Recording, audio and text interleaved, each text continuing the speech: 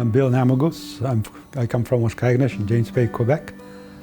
I'm the executive director of the Cree Nation government since 1988. That's almost 35 years now.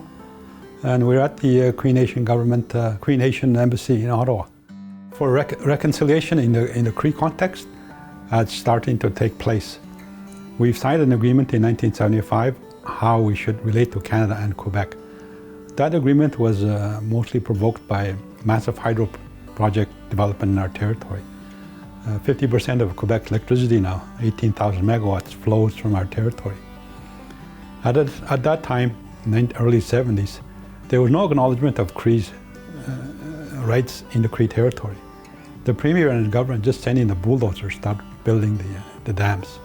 We've pushed back, we fought back, and we were able to successfully stop the project through the courts. But our court victory lasted only 4 days before it was overturned, and we had to negotiate something.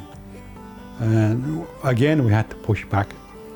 We actually, in the late 1980s, we actually stopped development in the Cree territory.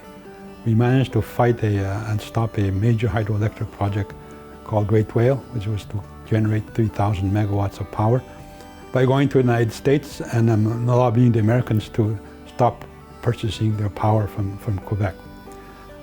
And it's only in the early 2000s that Quebec realized that they must make peace with the Cree. And we made an agreement called Pays de Brave, which is a new relationship between the Cree Nation and Quebec. And that agreement, called Pays de Brave, actually transferred Quebec's obligations from Quebec to the Cree Nation to fulfill. And that transformed our Cree communities. We started building roads, schools, clinics, water and sewer facilities, basic infrastructure that was lacking. So our communities are now been transformed. They're very modern. We don't have any boil water advisories. And our communities are modern, 20,000 people live there. So that was the beginning of the reconciliation.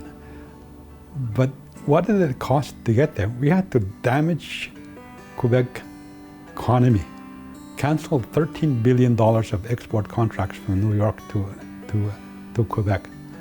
They shouldn't be necessary. Those community developments were promised in 1975 James Bay Quebec Agreement.